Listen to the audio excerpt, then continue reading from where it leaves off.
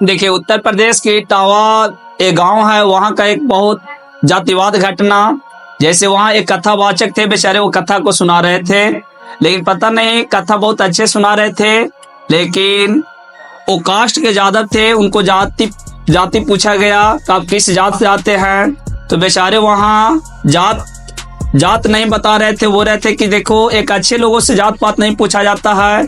जो आदमी बता रहे हैं, जैसे टीचर हैं या कुछ भी है, अच्छे लोग हैं, उनसे जात नहीं पूछा जाता है, केवल उनका गुण देखा जाता है, क्वालिटी उनको कैसा है।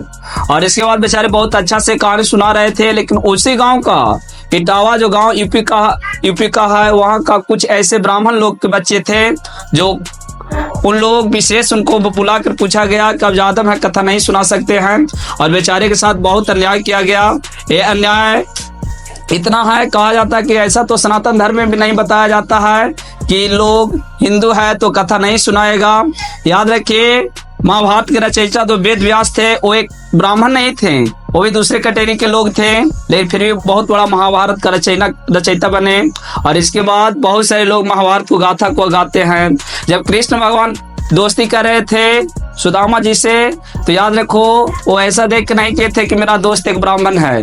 कृष्ण वहां तो जादव कुल में थे, जादव कुल में जन्म लिए और इतना महान बने। और ऐसे ऐसे लोग कुछ जाति पात को देखकर और आपस में विवाद फैलाते हैं, एक गलत बात है। चाहे आप किसी जाति से हो, किसी धर्म से हो, लेकिन जातिवाद नहीं करना है। चाहे आप किसी कैटेगरी से आते हैं, SC ST का कोई आदमी क्यों ना हो, पता चलेगा अगर वो अच्छे कथा सुनाएंगे, अगर अच्छे लोग हैं तो उनको पूजा किया जाएगा।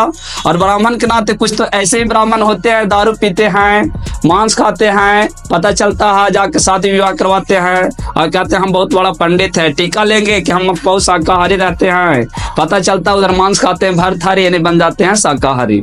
और ऐसे ऐसे लोगों को हम यही कहेंगे, ये आपस में लोग जाति पाति धर्म के नाम पर जो लड़ते झगड़ते हैं, ये बहुत गलत चीज है। सभी ब्राह्मण ऐसे नहीं होते हैं, लेकिन कुछ ब्राह्मण जो इनके साथ कथावाचक के साथ जो घटना किए, उसको अच्छा नहीं कहा जा सकता है। और याद रखो, कृष्ण भगवान के द्वारा पूरा देश का इतिहास लिखा गया था। कृष्ण भगवान जैसे सुदामा से दोस्ती कर रहे थे तो बहुत अच्छे ढंग से किए, उन लोग जाति पाति देख कर नहीं किए, लेकिन इनको साथ जो अत्याचार किया गया, ये बहुत गलत चीज है। इनको उचित न्याय मिलना चाहिए। ऐसे ऐसे न्यू घटना सुनने के लिए हमारे चैनल को सब्सक्राइब करें, वीडियो को लाइक भी करें।